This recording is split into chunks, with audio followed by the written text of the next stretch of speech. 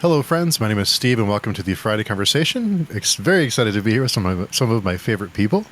Always great to chat with all of you. So, Tim, will you start us off with an introduction, please, sir? Yeah, sure. I'm Tim Hardie. I'm a UK-based author. Probably best known for writing Hall of Bones, which was a Spiff Bow finalist entry a couple of years ago, and yeah, sort of got roped into broadening my palette, I think, which is kind of why we're here tonight, really. So yeah, I've got involved in the Anatomy of Fear as one of my first anthology project, which is really Yeah, exciting. I want to learn more about that. And Holly. I'm Holly Tinsley. I am the author of the Vanguard Chronicles. We Men of Ash and Shadow was an SBFBO 7 finalist, same year as Tim. I also have a second book in the series out, The Hand That Cast the Bone, and I'm currently working on a standalone, which hopefully will be out in early next year. I'm just mentioning that now because I've been working on it all day today, so currently on a writing high. And yeah, I was involved in the Anatomy of Fear, which we'll talk a little bit about throughout this session. And Zamil. I'm Zamil Akhtar. I'm based in Dubai, and I'm the author of Gunmetal Gods Saga and Lightblade. Anatomy of Fear is my first anthology, but I had so much fun with it, so it'll probably not be my last. Oh, wow. Before we get into the Anatomy of Fear, and I want to learn all about that, I was curious, Holly, when you get on a riding high, is it hard to stop? When you get that, just like you get a runner's high, is it kind of the same thing? You get like the endorphins flowing? I mean, I haven't actually had one for about 6 months, so I'm going to try and write this one for as long as I can and hopefully get a book out. It's a lot of fun because I think when you get in the zone, and especially when I'm at the end of the production now, so we're doing things like the cover and the blurb and kind of putting it all together, and you start seeing it as a finished product. It kind of reinvigorates you. You know, you get the excitement with the first draft of the new story, but then I'm sure the others will agree. You go through the editing process, and after a while, you just think, I don't want to look at this anymore. But then when you actually get to this stage, it becomes exciting again. So that's currently where I'm at. Yes, I would imagine that's when you catch that lightning in a bottle, it's good to milk it for as long as you can. Oh yeah, definitely. I mean, I'm 100% driving my family crazy at the moment, and I will probably be awake until quite early in the early hours of the morning today, just tweaking the cover and changing colours and things like that. But yeah, it's just what you do. No big deal. Just writing a book, no big deal. It's just part of it, the antisocial hours of an author. So the Anatomy of Fear, where did it start? What was the spark that started the whole idea? Well, I mean, he's probably fed up with me saying this, but it actually all started with P.L. Stewart, the author of The Drowned Kingdom, who I know that you know. He came to me at some point. I don't even know why this conversation happened, but he had this idea. He said, wouldn't it be cool if we did an anthology? We both know a lot of really good authors. We both like different styles. We kind of have some good contacts. Let's see if we can put something together. And I said, yeah, that sounds like a great idea. And then we kind of went out to a list of authors we wanted to get involved, not really thinking that we would get immediate responses or that there would be a bit of back and forth. We emailed 12 authors and all 12 of them came back and said, yeah, we're on board. When are we starting? Let's get this thing going. And we kind of thought, oh, right, okay, we've actually got to do it now. So yeah, that's kind of where it started from. And then we just really ran with it. Wow. So for Tim and Zamila, do these happen often? Do you get offers or do you get ideas like this pitched to you often? No, this was the first time anyone had ever invited me to an anthology. And I love horror, so for me it was just an immediate yes. I think the challenging part was the theme, like you have to pick a body part. So it took me a long time to pick one, but other than that, I was very happy, like very excited. Nice.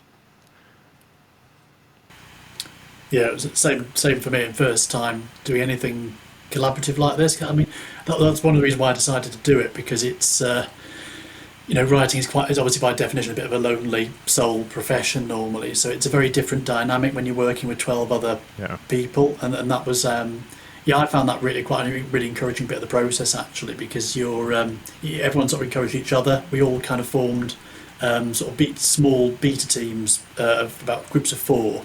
So we were all reading each other's stories quite early on as well, which I think it just helps improve it. So I like the collaborative side, and it was one of those things that when you get invited to do something like this, you really got to say yes, haven't you? And it felt like a no-brainer really. But it was a really, that early stage in particular was a really rewarding, like, creative experience for me, I think. I would imagine it'd be hard to say no to a bunch of people that you respect and admire to invite you to something and you pass on it. I think that'd be tough to not be involved as they're moving forward and having a good time with it.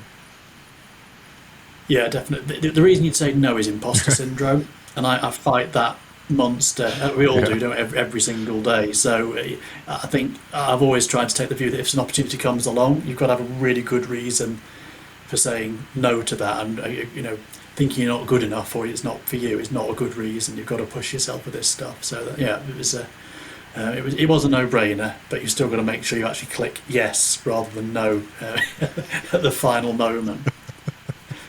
Can I just add to that as well that Tim has actually been part of my feedback group for my own writing for quite a while now. So he obviously knows me quite well. So really, in his case, there really wasn't an option to say no, because I probably would have forced him to, hunted him down and made him do it. Yeah, thanks, Holly. I feel quite afraid when you put it like that. But I was delighted to come on board, and Holly gave me no choice whatsoever. Yeah. When it was decided that everyone would pick a body part, did anyone pick the same body part? And if so, how did you decide who took that body part? I think there was a few. I think Lee C. Connolly, he had a choice of about 3 different body parts that he was willing to work with. And I think one of the other authors decided that they would prefer one of those. So, and it was all very polite. There was a lot of negotiation, and it's like, well, if you take my leg, I'll take your elbow, that kind of thing. But I mean, I think everyone made their choices pretty quickly from what I remember. I actually originally picked Hand, and I wrote like half a story with Hand, and then I had like a much better idea for Skin. So I went around on the group that we had asking if like anyone had chosen Skin, and luckily enough, no one had chosen it yet. So I switched from Hand to Skin. Yeah, I didn't know you'd done that actually. It was quite because for me again, as you go through the process of sort of editing and beta reading these things and so on, everyone's story becomes really, really distinct. So like the Hand body part, that ended up going to Bjorn Larsen in the end, and he's written a really sort of distinctive tale taking that body part, which obviously wouldn't have happened if Zamil had stuck with the Hand. So it's really interesting to think about what might have been as well if we'd sort of gone the other way. I really wrestled with my body part. I got ears, and I was a little bit late to the party. Everyone, Holly's saying, it was very polite. It was all very polite, but I was number 12 to pick, and sort of like sifting through body parts, trying to choose one that's actually left that you feel like there might be some creative spark. And I narrowed it down to I did have this. I thought, could I go comedy horror and do dandruff as being my body part, so you'd have like the creeping terror of it sort of like coming out your scalp or whatever, but I didn't think I could probably make that idea fly as my first ever foray into horror, so I went with ears in the end, which I still struggled with until I flipped that to sound. So I sort of played a bit with the idea to kind of come up with where the horror element of that actually came in. But yeah, it was pretty there's a lot of body parts when you start dividing up amongst 12 people, which is a good thing. Yeah, I think everyone felt they had something they could work with, and that gave them the good ideas, and they were able to run with it. And like Zamil says, if it wasn't quite going right, you could there was plenty of room at the beginning to sort of change things around and find a different way into it. What was the strangest body part someone picked? well, probably dandruff was, which no one ever fought me for. But I'm trying to think what else there I was. thought toes was quite an outside choice. Like the B.A. Bellick did toes, and it completely made sense when you read the story. But at the time, I was thinking, it's like, well, how is he going to make toes scary? But he worked his magic on it, and he managed it. So I'm very impressed with that. Oh, and did you have a list of available body parts? Or did you just pick whatever part you want and it'll be off the list? Total free for all. Trying not to make it sound weird, but yes, that's basically what happened. I think we're past that. But so the idea was decided, and you all decided to move forward, and it's great that you use Kickstarter to help fund the project, and there's a lot involved in an anthology. So what was that experience like to put it on Kickstarter? I mean, my part of it was really at the beginning, kind of putting it all together. Tim and Jacob had the honour and the pleasure of doing most of the heavy lifting towards the end, which I'm very grateful for.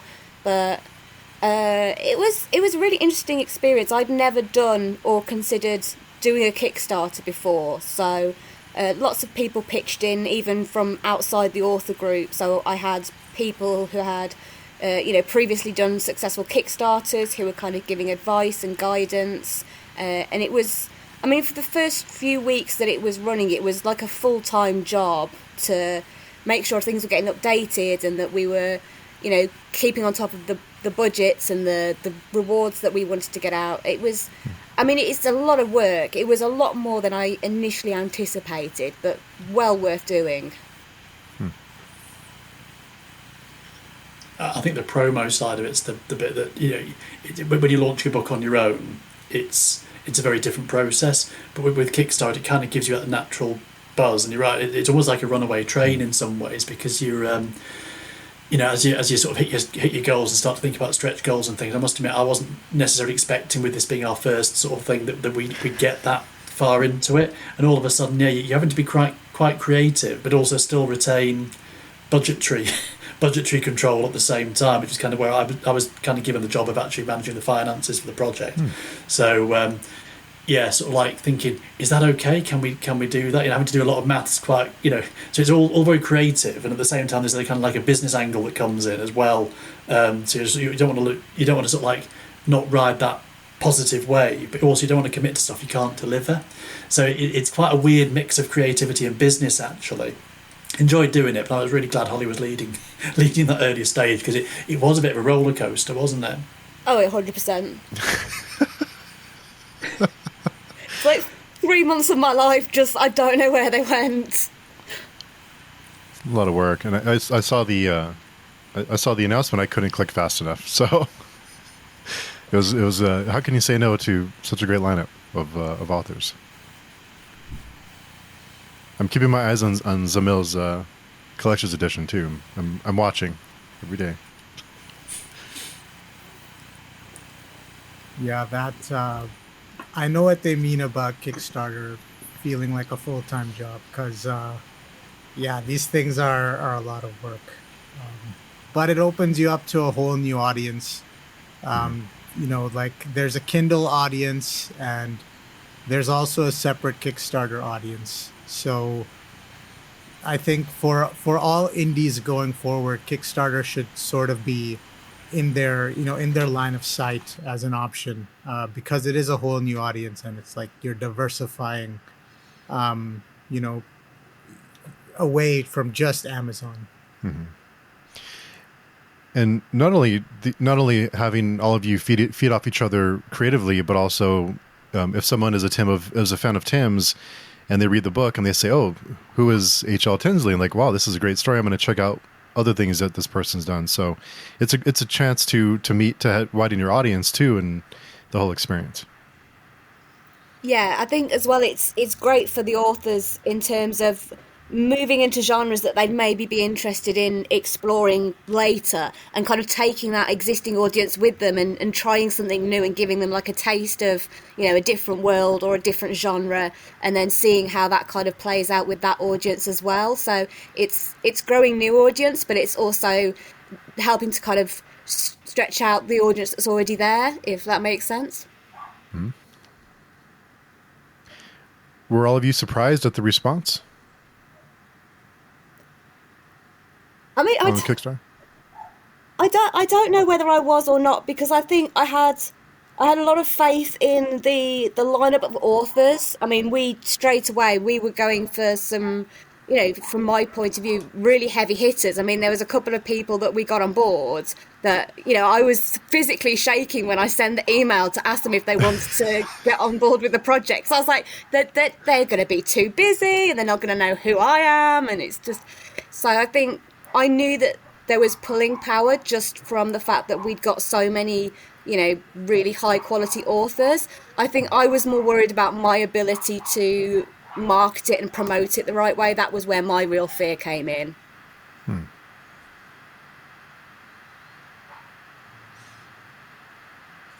Yeah, it was kind of just a journey into the unknown in many respects. For me, first anthology, first Kickstarter as well, and no experience of this whatsoever. So, knowing what to expect. I think, I a bit like Holly. I had really I had confidence in the lineup. I had confidence in the sort of product, and what we were producing was good.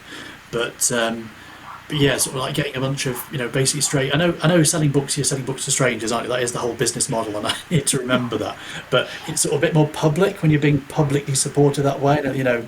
I suppose it did feel like a bit of a risk, but then you sort of that initial response was really strong. And I thought, although it's sort of like the classic Kickstarter of big response, tailed off in the middle, then rocketed back up again towards the end. Once we got through that first goal, that first target, I knew we were on to a winner, because then the numbers just kept sort of scrolling around it. Well, that bit was great. As the finance guru, that bit was great. And I was curious about the physical rewards when you have a physical, like a tier that has physical books that you send out to people. Does someone from the team have to do that, or what role does Kickstarter play in all that, or is it all up to you to get all that done? It depends a bit on your model again and how you're doing it. So I think some people, when they'll do a Kickstarter, that they'll cost it having a company do that, to do the delivery of every things for fulfillment, basically for you, both electronic and physical stuff. We chose not to do that, and I'm still not entirely sure whether it was a wise decision to make, but we did it that way. So we basically took that on as part of the team effort. So I did the digital rewards and sent them out and sort of contact people that way, again through Kickstarter basically. And then Jacob Sanix was responsible for it sounds so glamorous, doesn't it, but he basically went to a bargain booze outlet in his hometown and shipped these books out in sort of batches of 10 to 20. I don't think he dares to show his face in the local post office at the moment, because he had this angry queue of British people love to queue. And but we don't like to queue for hours while somebody is posting parcel after parcel after parcel to far-flung places of the world. And that was the other bit that was quite challenging. Was I suppose I expected it to be the US market, to be big in Britain, but actually we got people from all around the world backing this project. So having to send stuff to some very far-flung, weird and wonderful places around the globe, and your local post office isn't really geared up for that. So I think it worked perfectly well, but I can also see why some people go with a company to fulfil those kind of elements, so that you can do it through going to a publishing house and getting them to sort of basically package, produce and ship that book out for you, which comes with its own costs. But that's what I'm saying. It's creative and it's fun, but it's also business all mixed together in this quite sort of like frantic cocktail. So I mean, I think I had the easy job. Honestly, Jacob at the end sending those books out to everybody, and they're all shipped. So everyone that's backed it and everyone that's funded us, all the rewards are out there. All the physical rewards are winging their way around the world, and it's really fun actually, because they're sort of landing now in sort of every sort of day or so you're seeing something new. But it's sort of, obviously the further it's got to go, the longer it's going to take. So for some people, we're probably going to see things land over the next couple of weeks, I should think, for a lot of people. Yeah, I'm checking my mailbox. Yeah, it's coming. Honestly, I've seen it. I've signed off the receipt. No, I know it's gone. I'm ready to dig into it when I get my hands on it. But yeah, it's great. I would imagine shipping costs are really expensive, though. Yes. I mean, not so shipping to UK and stuff. Not great jakes, but yeah, going further afield, that cost obviously goes up. So it's one of the reasons why you have to ship and accept that things can't necessarily ship quickly. I mean, I could have got it to you tomorrow, Steve, if I really wanted to, but you'd have had to have paid me like £100 for the book. So it's about that balance in what people are prepared to pay, and the sort of being, are they prepared to wait, I suppose, as well. So there was a hugely complicated spreadsheet that you put together, didn't you, Holly, with a calculator of what our shipping costs ultimately would be. There's the fun stuff people wanted to tune in to listen to on this podcast, I'm absolutely sure, but this huge spreadsheet with all these different destinations and what the shipping costs would be for that one, and trying to come up with, basically Kickstarter enables you to sort of price according to the destination. So it's cheaper to back it in the UK, it's easier for us to ship from there than it would be to say go to Australia, for example, where we've got some backers. So it did some of those calculations for you. Yeah, I think getting it to me the next day would be like a kidney or something we'd have to give up. It'd be pretty expensive. Yeah. So we want people to be keen. Don't get me wrong, but there's a limit. We don't expect too much from our fans. No, I think most people who back a project on Kickstarter or something like this, they're patient, because even though it takes time, it takes time to get it all together, to fund it, and then to organize it. So I think most people are understanding with all that stuff, I would imagine. That's good to hear. Yeah. So for the cover, I love the cover. The cover was great. How did that come together? That was really straightforward. It was, wasn't it, it was really straightforward. There were no no delays or issues at all on it. It was probably the most challenging element of the whole project. I think we initially found an artist. They started working on it. Really great person. Unfortunately, for their own reasons, weren't able to continue. So we thought, okay, we'll get someone else. And I think by the time we got to about the fifth artist that we'd started working with, we were really starting to panic. We were at the stage of thinking that Tim was going to have to draw this cover for us. Fortunately. Fortunately, we didn't have to go down that route. We found an artist called Dawn Larder who is actually, funnily enough, doing my next cover for me now. So that's quite cool, because we're going to carry on working together. But she agreed to come on board with the project, and we gave her a brief for the cover and kind of what we wanted from the illustrations. All of the individual authors gave, a kind of rough brief and some keywords as to what they wanted for their own pictures, because everyone got their own individual one. And she was just great to work with from start to finish. I mean, she was so quick and on board and responsive. I think it was fate in the end that we found her. Yeah, well, the two of us, Holly, I've spoken to you about this, but we've just started looking into an anthology for our community forums, and I hadn't even started any work on it. I just looked into it. Like, I knew it wasn't easy, but when I just explored it, it's like, wow, there's a lot involved. It's like a lot more than I could ever. I knew it wasn't easy, but I thought, wow, this is a lot of stuff to do. So it's a lot of work to put an anthology together. It's 100%. It's a lot of work, but I think the best thing that you can do is get a really good team behind you. So, I mean, we had our core production team working, but even within like the general group of authors, we had everybody was chipping in with different things. So some people were producing things for Kickstarter rewards for us. So doing things like narration, and we had people doing video work for us and going out and doing promos. So I think if you've got a really good solid team behind you, you definitely find that the work doesn't lessen, but it's definitely more enjoyable, and a lot of the time it doesn't feel so much like work. Yes. Zamil, how long did it take you to write your story? And were you surprised with the different format with writing a short story versus a longer form? Yeah, I think short stories are, in a way, more challenging because you have to end them fairly quickly. And so, like with a novel, you can just write as much as you want until you get to the ending. But we had like a word, it was 10,000 words, right? We had like a strict sort of limit, like don't go past 10,000 words. Um, and, so that I think is the most challenging part, because you can just start writing your story and just keep going. And then, I have to end it like within 1,000 words now. So I did have to rewrite the ending a few times. That was definitely the hardest bit to get right. But it's a lot of fun. I've written horror short stories before, and I think they're just so fun because they're not really like with fantasy. Fantasy is all about achieving these huge moments of storytelling and these epic like feats and stuff. But horror is really just about one thing. It's about creeping out the reader. So you can creep the reader out in a subtle way, or you can do it in a more like, obvious way. So, but the end result is the same. You got to creep the reader out, right? So, and from the stories I read in this anthology, everyone went about it in really interesting ways, and there's a lot of variety in how they went about it. So yeah, it was just, a ton of fun, and it took me a while, I think, it took me, over a few weeks to really get it right. Was it the same for you, Tim? The short story format?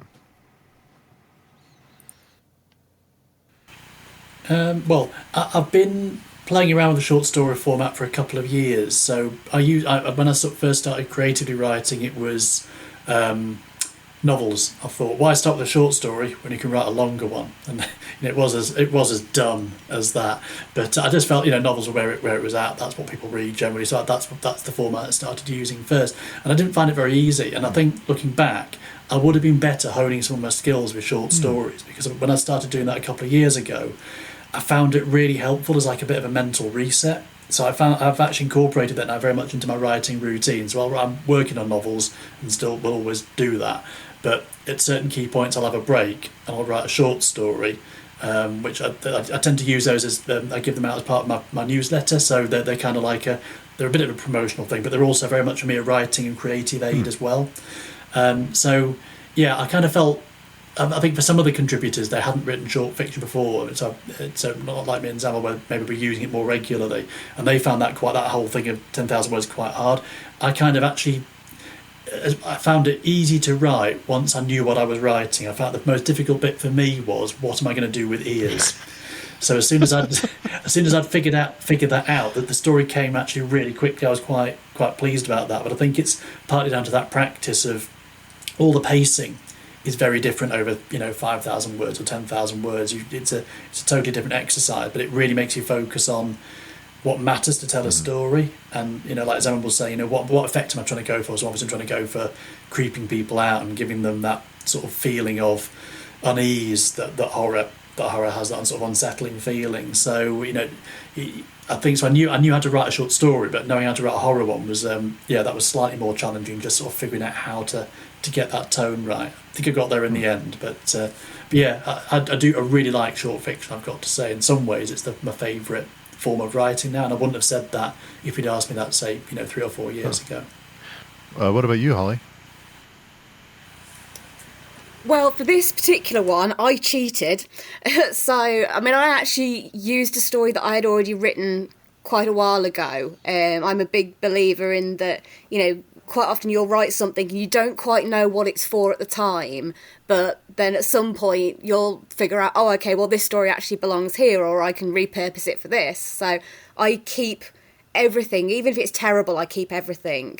Most of it's probably terrible, but in terms of actually writing short stories, I do struggle a little bit with them. I do write short stories. I try and keep a hand in that sort of writing style just to keep myself in the practice. If I am writing short stories, I tend to lean more towards horror anyway. So I just find it's a genre that lends itself really nicely to that short, sharp impact type of story. I definitely struggle with fantasy in a short story. I find that really difficult because fantasy is a lot of world building and it's a lot of gradual build up. So to encapsulate that in kind of 10,000 words is something I do struggle with. But I've written a couple of like gothic shorts. I find like the gothic style works really well for short stories. I think it's just one of those things that whether you love them or you hate them, I think the more you do them, the better it is for you as a writer. And I think you pick up a lot of skills from it that you probably wouldn't necessarily pick up doing a longer novel. I would imagine you probably write something that you feel is terrible, and then you come back to it later, and it ends up being something great. So I think it's good to keep. I would imagine it's good to keep things around that you're not crazy about, because you can come back later, or at least pick the bones off and find something to inspire you later. I mean, I don't know if the guys will agree with me, but I think part of being an author is that constant pendulum swinging of, you're looking what you're done and thinking, oh, this is absolute trash fire, and then a day later going, I'm a genius. Yes, I can confirm that is the normal author experience. I don't know whether Zamil would agree on that one, but yeah, I'm very much, the same words, different day, different reaction. It's very disorienting. It's nauseating actually, because the swings are very real, and it's like you don't know what the reality is. It's like it's a uniquely. It's uniquely an author experience that is like just probably one of the more difficult things you have to overcome as an author. Yeah, definitely. I was just going to say, I think that was, again, going back to the point I think I made earlier on, the 12 was working together. It did help that side. I felt I was more confident with my story, putting it out there, because a few people had beta read it and said it wasn't a heap of trash that should be burned immediately. So yeah, I think working together collectively, I think I definitely would like to do. I definitely want to do it again, and will do it again, because it's novels are where I want to be at. That's kind of my love of the craft, is where it sits. That's the form I prefer the most. But doing these other kind of ways to be creative, it kind of fills the well. And again, it just makes you, I think, a bit more resilient actually to some, those, that pendulum Zamil was describing. It's awful actually at times. It can be really debilitating as a writer to get creative and get output out there. But I found with this one, I was more on a high than I was in the low stages of that sort of development, really. So you didn't think when you started this earlier, Steve, that this was going to turn into an author therapy session? It usually does. For all of us. I'm here for it. I don't mind. I'm quite... Yeah. For any of your stories, speaking of like taking old ideas you've had previously, did anything that you've written before, kind of find a place in your short story in this anthology?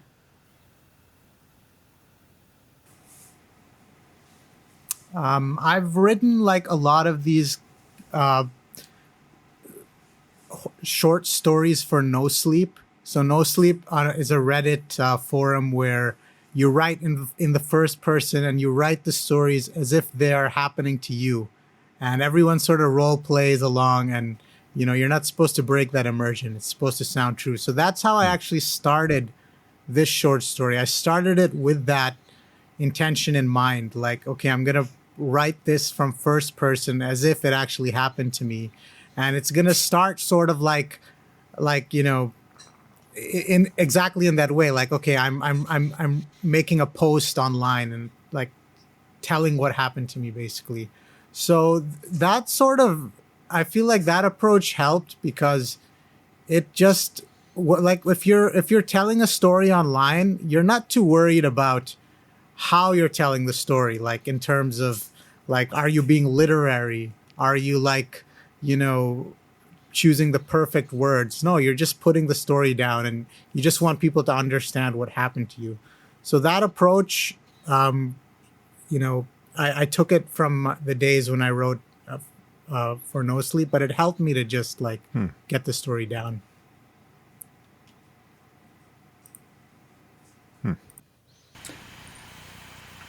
Yeah, I was complete opposite what Zamel's just described because I didn't set it in anything. It was a completely new world for me to actually tell this story because I wanted to push it into a couple of people that kind of went modern day, which was absolutely fine. My sort of stuff tends to be, your I suppose I'm best known for that sort of Viking fantasy, that kind of era, and I couldn't feel my way into writing horror in that timeline. I know some people do. Lee Conley's very good at it, for example, but I just couldn't come up with the ideas. So I pushed it forward in time, and it meant I needed a new world with just like different technology. So I went 1800s feel. So I suppose effectively my first foray into gas lamp territory in that respect. So yeah, there was nothing. I had nothing, nothing lying around that I could just repurpose for this whatsoever. I had to basically create a new world, new characters, new magic system. And a couple of authors have done this, and I thought, crikey, I'm doing all this for 10,000 words. But it was quite refreshing to do something different. That went again stretch the sort of writing muscles a bit really. And I think I like that world I've created now. I like it, and I do feel like there's a novel in there. I think there's something I can take those ideas and run with it. Another reason why I did this was just to stir things up a little bit. But yeah, so for me it was completely new and had to do that world building a bit like the Wallace and Gromit cartoon where the railway tracks sort of having to be built in front of him all the time as it goes round on the train because you need just enough to tell the story, but no more to weigh it down because obviously you've only got that limited number of words to play with. But yeah, I really enjoyed that side, actually creating something completely new and then really thinking there's potential for more here as well. Wow, so we may see a gas lamp novel, huh? Yep, that's right. That's cool. It's exciting. And Holly, I think you had mentioned about, fantasy short stories, that they're hard to write because you have all this world building and things you have to build around it. Is that why we don't have more anthologies for fantasy? Because there is so much world building that you have to have, or can you just say like, this is Gaslamp, or this is Viking, or this is something, and just write a story in it? Because we don't have very many fantasy collections, short story collections. I think it's sort of a two-pronged thing, really. I think that as we've discussed, it's an awful lot of work to put an anthology together. And I think we got really lucky with the group that we got, the communication between all the authors and between Sarah Chorn, who did our editing, and it was all very smooth. And, if there was an issue, usually it would be resolved within like an hour or two. Someone would say, hey, I'm stuck on this. Can I have a bit of help with it? Or can someone read this? Whereas I think I've known other groups where just the process of writing the stories can drag on and on for, a year, if not more. So I think there is that element of it. You do need to have a lot of organisation. You do need to have a really strong leadership.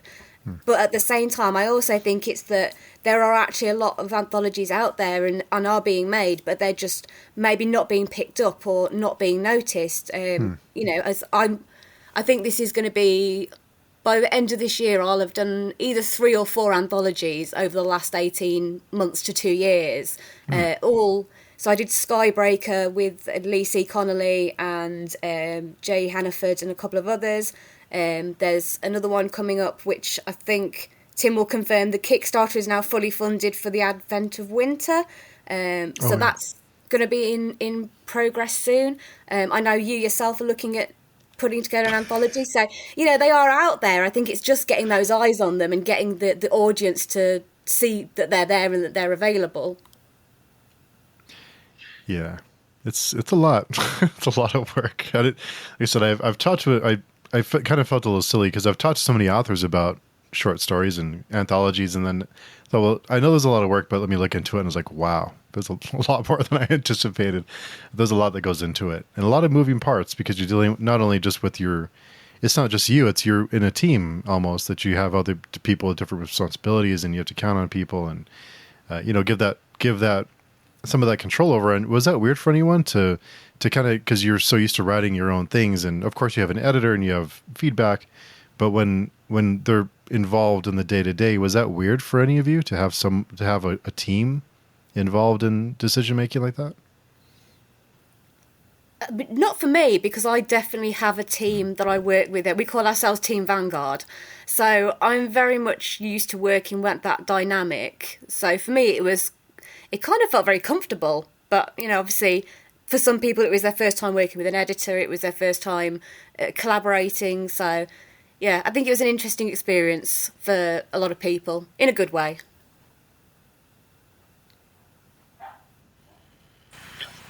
Yeah, I think that the control point's interesting because it was very supportive. Don't get me wrong; it was very supportive. Still is a very supportive group, and it's been great getting to know people and so on. But again, I'm a one man band author, so like Holly was describing, being edited for the first time, which was really helpful, but also it's a really interesting. It's quite a choppy experience when someone's dicing up your words and all the rest of it. If I'd been doing this on my own, I'd have simply banged it out, and that would have been done. So there are definitely there are differences of production and how things came to be. That again, I think some people were just more experienced at than others. I think probably the editing process was the most difficult bit actually. After that, it was. It was a good experience, but it's just a very different process, completely different process. And a lot of us have all cut our teeth just independently producing our own thing, very much being used to doing it our own way. I think one of the reasons why this thing worked quite well was actually, we had to give up some control in terms of production and artwork and editing and all those sort of things. But at the same time, we got a lot of latitude in the stories. So I don't like those sort of things where you get 5 prompts and you've got to include an elephant, a teacup, a giraffe, and a ladder. And some other random a hedgehog, like creates things out of that. I find I immediately freeze creatively when I've got prompts. I find them really hard to use. So I think the masterstroke here actually was with the brief Holly set was actually giving us, there's a theme, but there was loads of ways in which it got interpreted, and I think that really made everyone's voice come out really clearly. So you can tell. When you read Zamil's work, it's Zamil, you know what I mean? But I think similarly with mine, we were able to keep our voice and concentrate on the story we want to tell rather than trying to hit certain points, which they can feel a little bit arbitrary, they can feel a little bit crowbarred in sometimes. I think once you had the creative freedom, I think that won it over for me, really. What about you, Zamil? Yeah, it felt pretty similar to my usual process because I wrote the story, then we had some beta reading by fellow authors. So at that point, after the beta reading stage, you have a better idea of what you need to fix and what the problems are in the story. So then, I went in and I tried to fix as much as I could, and then I went to the editor, and but by the time it went to the editor, it was already in like a really good shape. So there wasn't too much feedback at that stage. And it's for me, I always like to have like this sort of collaborative process. Like even with my novels, I send it out to like 20 people to beta read, and maybe only like 7 or 8 will actually do it, but I try to get as much input as I can.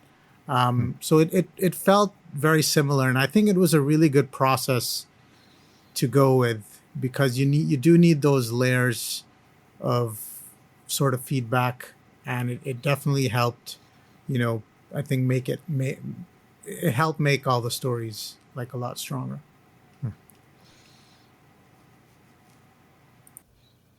I've just realised I'm a control freak listening to that 20 beta readers for a novel. I'm coming out in hives over here in the UK. That's I think that's really. I'm debating actually whether to use one for my next novel when it comes out, because I feel like I'm trying to hit so many marks. I'm not sure whether I'm objective enough at whether I'm hitting them or not.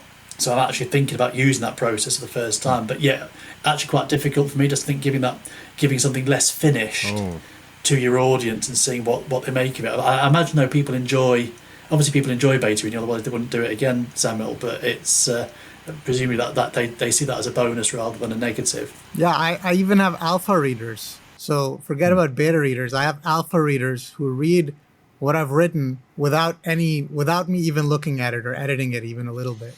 So, all these layers sort of help. It's a horror story. It's unedited. I'm just reeling from that. Just wang it straight out. Yeah, I mean, I Wow. think for alpha reading, it needs to be people you know and trust, like not just randoms, right? So, like my alpha readers are like my friends, basically. So they Right. know not to go too hard and be too brutal, but they'll tell me what's wrong, and what I need to fix. So it's it works for me. Do beta readers come I'm in? making notes Yeah, whilst having a I clean think me. Tim's about to needs an ambulance. For for beta reading, do they come in before or after an edit? I think typically they come in after like an initial edit, Hmm. so probably second draft is a good time to get beta readers in there, but not. But it should be before your editor actually takes a look. Hmm. Tim, you just the look on your face. He's just processing. Yeah, I've just discovered I've discovered there's this facet to my personality that I'd never really recognised until this recording. So it's, I mean, Holly, you sort of do beta reading and put stuff out to people, don't you? I think I'm the anomaly here. I am the problem at the end of the day. I think my process is similar. It's probably a little bit different in that I tend to go to beta readers after my editor's taken a look, but my editor is also a friend of mine, so she tends to look quite early in the process anyway. Hmm. And it may still yet go back to her a few times to do like developmental tweaks and things like that. So, but yeah, I do have like a core team. I mean, I don't have 20, I have about 8 people that I go out to quite regularly who do beta for me, and come back with various feedback. It's very useful, very good way to see where you kind of, plot holes or where there's any things that you might not have considered. If you've got somebody that's suddenly going across the entire breadth of a town in like 10 minutes or something and you haven't noticed, they're very good for pointing those things out. Oh, nice. And I think I've talked to all of you before one of your books was released, and we've talked about nerves and the anticipation, the anxiety that goes into the whole process of having release day come and getting ready for it and getting kind of it being out in the wild. Was this experience different for all of you because you're in a team, because it's a collective? Was it different? Was there a different type of feeling getting ready for the books to ship?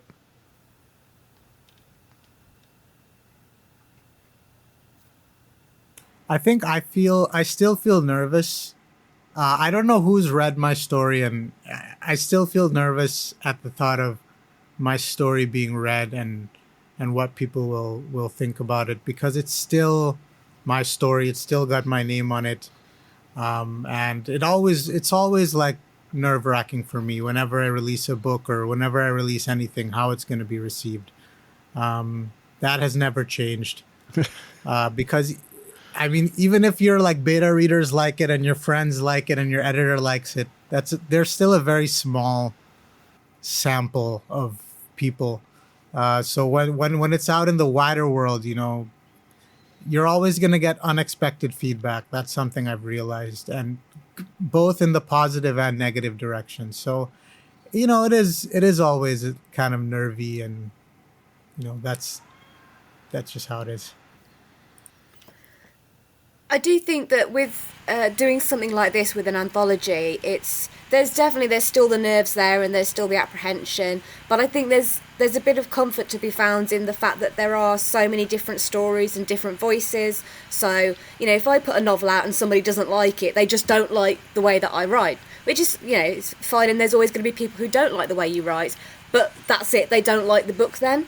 Whereas with an anthology, inevitably you're going to have people who like certain stories better than others and who are going to find authors that they kind of connect with more than maybe somebody else. So it's nice that there is that diversity in it. That means people have got more choice and more freedom to decide, oh well, I like this, or that bit wasn't for me.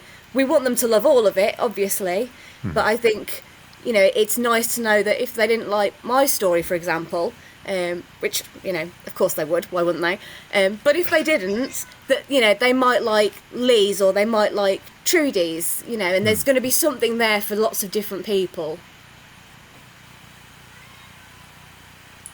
Yeah, and I think that I feel more confident just because it's been of the Kickstarter funding it, so I know there's a readership straight away. So that's when I first started out, I released my book and went ta-da, and then no one bought it. So I've had that experience because I thought marketing, what's that? You do that months after, surely, once the initial clamour of fanfare has died down, and it turns out your fanfare's your mum. So this one feels a lot more. It feels like it has more prominence, and I feel a bit more confident. You're right. You still got that. Will people like my story? Will they like? There's that obviously that nerves, but I think it's diluted actually in my view by having the 12 of us kind of there. It's not such a big deal if they don't click with my writing, but I'd love it if they enjoyed other people's and went with that. And I think it's a great way to find your next read. Actually, it's certainly from my point of view. I've sort of had interactions with all the people involved in this particular project, but I've not read all their books. This is the first time I've been able to read everyone's writing and get at least a sample of it, because I was also on the proofreading team at the end, just getting those final line edits done for getting the book out and formatted. So it gave me a chance to read them quite a lot actually, which was its own horror story in some respects. But yeah, I think it's, where am I going with this? I suppose I think the stories are great across the board. They're not necessarily going to be for everyone's taste, but the quality level's right up there. And I think we stand or fall together a little bit on this, but I think predominantly it'll be more upwards trajectory, I guess. So I'm feeling reasonably confident. I suppose what I'm worried about now is the Kickstarter launches its own thing, and I'd love that to translate now into actually people picking up the anthology when it goes on general release next month, which is the 16th of November, which is a really important date everyone should make a note of in their calendars. So that I think for me is a little bit of nerves around, will it get that good reaction when it actually goes on general sale as well, because I'd love it if it did. Yeah, I'm glad you mentioned that. I was going to ask you, because we do have the release date on November 16th, 2023. There is available on ebook. Will there be a physical option for people who missed the Kickstarter later, or is it just Kickstarter backers? So physical books have gone out early to people, and they've come out as an exclusive. You get an exclusive cover as a Kickstarter backer, basically. But then we flip to the red cover that I'm modelling on this on this T-shirt. We've flipped to that for the actual general release. And that'll be both paperback and ebook as well. And there will be an audio book as well, which I should mention too. So RJ Bailey is busy recording that. I think, Holly, you're kind of more in touch with him on that side, aren't you? But he's busy working on that. So I suspect that'll probably be early 2024, but I don't know if you know any better, Holly? If we are lucky and everything goes to plan, it may be a little bit before that. It is currently quite a significant way through the production, so I think it's just waiting on RJ, really. Wow, cool. So yes, I know people will ask if they miss the Kickstarter, they'll be able to get a physical copy of it later, so that's good. Yeah, I know it's premature to ask, but will there be a volume 2? I know it's early. I know you're just finishing this one up, but I have to. I know. Yeah. Just hang on. I think never say never with these things, but this has been a lot. I think it's been a lot. I personally would like to enjoy the book being released, being out, being bought. But I suspect I will get myself involved in something like this further down the line. But I think running it and running the Kickstarter and those kind of things, it's its own challenge actually, and it's meant other projects have had to go on hold for me. So I think when the time's right, absolutely. But whether it's the Anatomy of Fear or something totally different, I wouldn't like to say right now. Yeah. It's been a positive experience. I must stress that it has been positive, but also a lot of work. Yeah, I think Tim hit the nail on the head there a little bit, where he said about you do something like this and it's a great positive experience, but it does take up so much of your time, and for me it's been almost like having a second full-time job. So all of my own projects, my own books, my own writing have really been on a back burner for the past year and a half.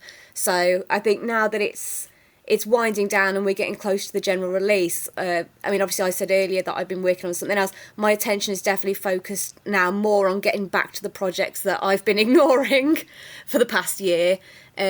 But in the future, I love doing things like this, and I always say I'm never going to do it. I get to the end, I'm like, I'm never going to do this again, and then within 6 months, someone will come up to me and have an idea or suggest something, and I'll go, yeah, and then it'll just start all over again, and I love it really. I can't stop myself. It's like an addiction. I had to ask because you know that there's readers out there like me who are like, I want more, and they're gonna. I haven't even read it yet. I'm already hoping there's a volume 2. So, I had to ask. The funny thing is, when we actually initially went out to the 12 authors, we actually had a list of about 25 authors. So there was like not that they were a second choice, but just we kind of went through the list in order, and it just so happened the first 12 all said yes straight away. But we did have kind of this list of like, oh, okay, well, if so-and-so can't do it, we'll go to this person. So, I'm not saying that I'm going to do it, but I am saying if anyone else wants to, there is a list of authors available.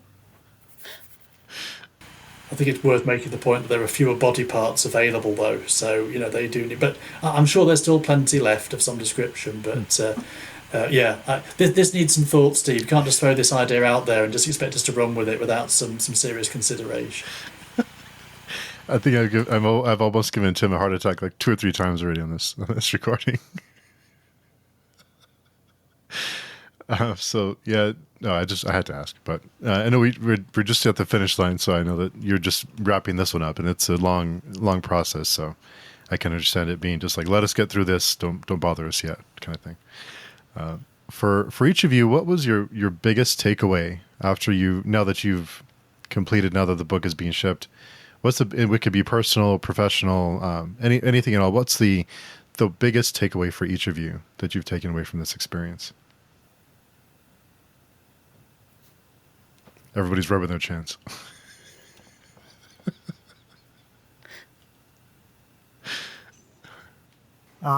It was my first horror story I'd written in a few years. So what I realized was that I missed writing horror, and there's something about horror that is not captured when you're writing fantasy. Even though my fantasy does veer toward horror and incorporates a lot of horror elements, but pure horror is just, it's a different kind of fun, and it's a different mindset. So I started thinking like, do I want to write like a pure horror novel even, or maybe a novella or something, or do I want to veer even more toward horror, like to really in the horror spectrum of horror fantasy, basically. So that was sort of something that this project like really made me reflect about.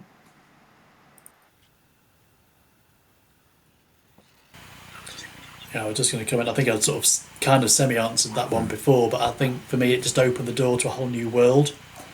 So I suppose if I'm going to build a novel onto that, it's going to be actually a bit like someone just mentioned, sort of writing something different. It would be writing, I suppose, pure, fantasy horror, if it can be pure, if it's 2 different things mixed together. But it's, I think that was the big takeaway for me, that I came out of it with bursting with ideas of things I could use that perhaps, whereas before I'd felt not constrained by what I was writing. I'm really enjoying that world and finishing the stuff off in there. But it's great to know there's something else next. There's that fear as an author. The authors are full of fear, by the way. I don't know why we just do call it author's terror or something as the title of this book. Will I run out of ideas was one of my early fears as a writer, and I found actually my problem now is, will I live long enough to write all of my ideas down before something happens to me? And this is one of those examples where I now really want to write this new novel, but I know I've got to knuckle down and do some other things first. But it also means that I'm confident that when I get to something new, I've got a new project, waiting on the blocks, ready and raring to go. So, quite enthused by that, actually. Yeah, I think at the risk of sounding kind of cheesy and emotional about things, because, I feel like we've gone down the this is now therapy route, I think the biggest takeaway that I took from it was just how much response there is and how much support there is within not just the readers and the kind of the audience, but also within the writing community itself and the indie community. not only did we have support within the group itself of authors, but, you know, we had people reaching out to us. You know, I think some of the authors were talking to Dirk Ashton about Kickstarters, and, you know, we spoke to Zach Argyle and, you know, lots of other people. I can't even remember everyone's name, but there was so much response in terms of giving us advice and giving us support and getting it out there, and not just with the Kickstarter, but throughout the whole project. And for me, certainly there were times when I did feel like, oh, this is a huge project, I'm getting sunk in this and I don't know what I'm doing. And, you know, people in the group came out and they took on extra responsibilities, and it's amazing how much of a community there is. And I mean, I recently went to the Bristol Con convention. I was there with a couple of the other authors from the anthology. My husband came with me, and he actually said, you know, you always talk about the writer community. He said, but I didn't realise that it really is a community, you know, and it really is people connecting and sharing things and helping each other out and lifting each other up. So for me, this whole process was really about getting to see that at a really kind of deep and very cathartic level as well. So that's the end of my therapy for today. So I'm a lot cheaper than a therapist, so you know, it's okay. So you've all mentioned, you know, your own project had to be kind of put on hold, and, you know, kind of be waiting in the wings while you work on this one. What are all of you working on now, and what are you looking forward to doing next? I have a Gunmetal Gods Kickstarter, so that's taking up a lot of my time, as well as the fourth book in the Gunmetal Gods saga, fourth and final book. So these are the two things that are like absorbing all my time right now. I've also been working on other horror short stories, like you know, sort of similar to what Tim was mentioning, like fantasy horror, and trying to see if, you know, these are sort of just experimental things, and trying to see, like, you know, it's a very challenging sort of mix of genres, but I'm trying to see if there's there's a novel in there somewhere. So yeah, that's you know, it's a very, like, my plate is very full. So yeah, that's how it is these days.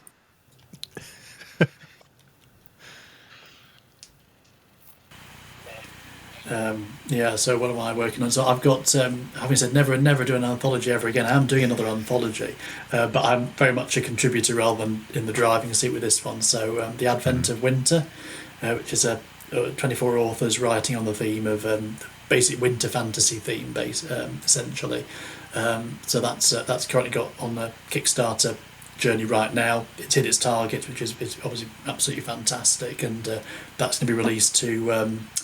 it's a slightly strange project, this one. It's going to be released as an advent calendar in book form. So work with me on this.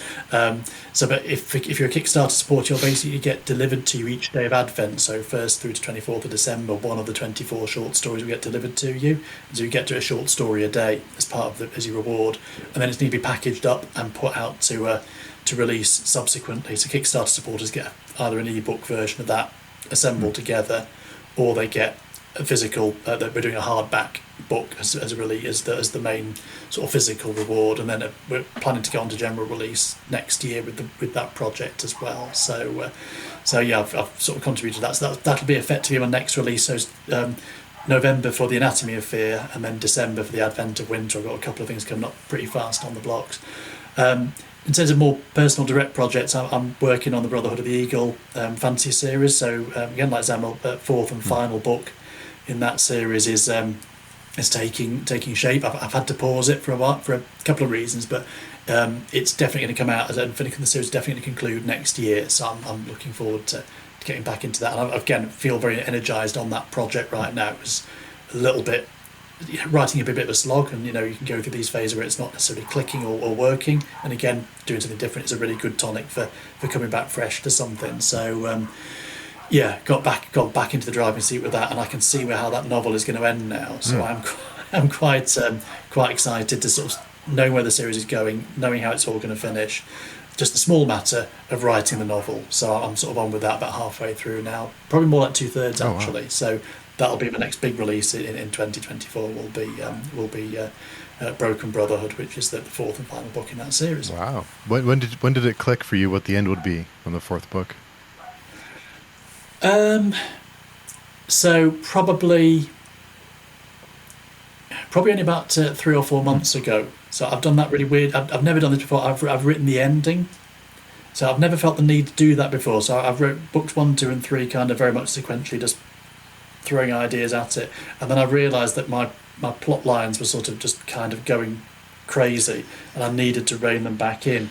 So I found it really helpful to write the final chapter and know what I was trying to do, knowing the fate of some of the principal characters, and then what I was working to. And as soon as I did that, it unlocked the second half, or the final third of the book. It has now sort of come together as a result of doing that. So I probably know the fate now. The central characters, probably that kind of came about earlier on in the summer. It's just a case of writing what will happen to them. What about you, Zamil? Did you know how it was going to end, or did you write the last chapter before you started? No. I do not know how it's going to end. Oh. Well, I mean, I have a vague idea, but I think that's probably the biggest challenge that I'm facing. Is how do you end something that has been going on for so long? How do you do it in a satisfying way? How do you tie up all the loose ends? So it's like a very big, probably the biggest challenge I've had as a writer so far. I'll just second that. This is the hardest thing I've ever written. Forget this anthology and all the stuff we've just been talking about. From that, trying to bring a 4-book series to conclusion it's a different challenge completely from just growing the story organically every book. So yeah, I should have thought about that a lot earlier than I actually did. And Zamil, when can we expect the fourth book? When do you think we may get our mitts on it? Yeah, Q2 next year. So probably summer next year. Yeah, that's my hope. And Holly, you said you're working on you're getting your cover designed and you're putting some finishing touches in your project. When can we expect that, and what else are you working on? So at the moment, I'm actually also, as Tim mentioned, a part of the Advent of Winter anthology. So the story is written. It's like 99.9% there. It's just at the stage of just doing the last final tweaks and things. I'm also working on a standalone. It's currently a standalone story, which hopefully will be out early next year. I haven't set any dates yet because at the moment it is with the editor, so we're just working through that now. The cover's being designed. It's late stages, but it's still too early to really put anything out there that's too concrete. But I'm really excited. It's a brand new world. It's a brand new story. But for anyone that read the Skybreaker anthology that I mentioned earlier, I've actually taken the character that I created for that story and I've put them into this new world. So it's been quite fun. And, for people who read Skybreaker, there's a few little nods to that story in the novel. And it's been fun to try and tie those two things together, but without making them in the same world. So that was a lot of fun.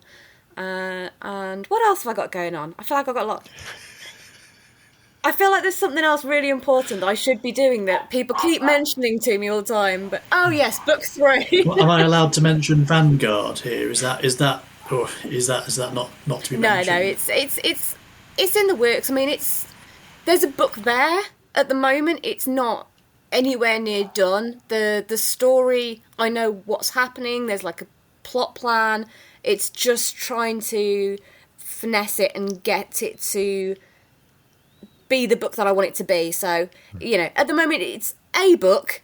It's not the book yet. But we'll get there. Nice.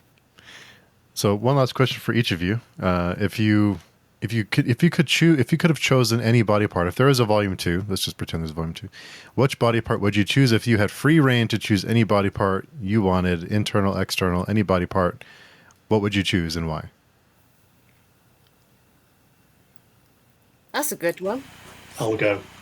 The creeping death of dandruff. I feel that maybe I'm now a good enough writer to bring that off. So yeah, if there is a volume 2, that's what you're getting. And just remember, Steve, you asked for it. I mean, just off the top of my head, I feel like I probably wouldn't move a million miles away from where I was already. So I did neck. So I feel like I could maybe do something with like tonsils, because I feel like that kind of being unable to speak or to scream out if, you know, something is happening is a pretty scary idea. So I could probably make something out of that. I would say I had ideas for like eyes and ears, but I would go with ears. I think like stories that play around with hearing, and you know, that sort of thing could be really fun. So yeah, ears.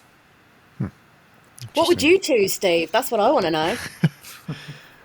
I don't know. It'd be a tough one because just hearing all of you talk, I was just thinking maybe teeth. I think you could do some creepy things with teeth. You had mentioned tonsils. Tonsils would be really, because tonsils are weird anyway, right? So I think you could do some strange things with teeth because we depend on them so much, and they're, you know, important to us. But I think you could do some cool things with teeth. Yeah. We're all just thinking now. It's like the imagination's running riot. Feel free to, I'm looking forward to the teeth story by one of you. But yeah, I think you could do some cool things with teeth. Yeah. 100%. Yeah, so I know it's the time gets away from. I know it's getting late for all of you, but I really want to thank all of you. It's great to see all of you again and to chat and to see everyone. But in the meantime, Tim, can you tell us where people can find you and your work? Yeah, I've kept it pretty simple. So if you Google or look for Tim Hardie Author, you'll usually find me. So I've got a website, that's timhardieauthor.co.uk with all my social media links in there. So that's probably the best place to go. And Holly? Yeah, before I start, I just want to check something, because I mean, I know this is audio, but I'm quite aware there's a little photo of me in the corner of my screen. I'm just wondering, is that what you guys can see, or do you just see a blank screen? Just a blank screen. Okay, I mean, that instantly has made me feel relieved, because I'm just looking at this photo and thinking, you know, that's... My screen froze at an inopportune moment when my face is kind of doing this weird thing, and I was like, that's just a horror story in itself. So I just wanted to check that. I've been very impressed if you'd sat looking at that for the past hour. But in terms of where people can find me, sorry, going off track. I'm on Twitter. Twitter handle is @Holly Tinsley, and the E in Tinsley is a 3. I'm also on Facebook. I do have a WordPress writer website, which I am at some point going to update, I promise. I've been saying this for a year. But otherwise, generally, social media is the best place to find me. And Zamil? Yeah, I'm on Twitter, I'm on Instagram, Facebook. So my handle is @Zamil Akhtar, basically on all of them. So you can find me there. My books are available on Amazon. And I do have a website, zamilakhtar.com. Yeah, so that's how you can find me. Nice. I would imagine having a website would be very important now with all the different, the madness around platforms. I think it's important to have that kind of home base, you know, just in case things hit the fan. So it's great to see that. But thanks all of you again. I really appreciate your time. It's great. Like I said, it's great to talk to all of you again. Look forward to doing it again soon. Thank you for having us. It's been good to talk. Yeah. Yeah, it's been great. We'll talk very soon.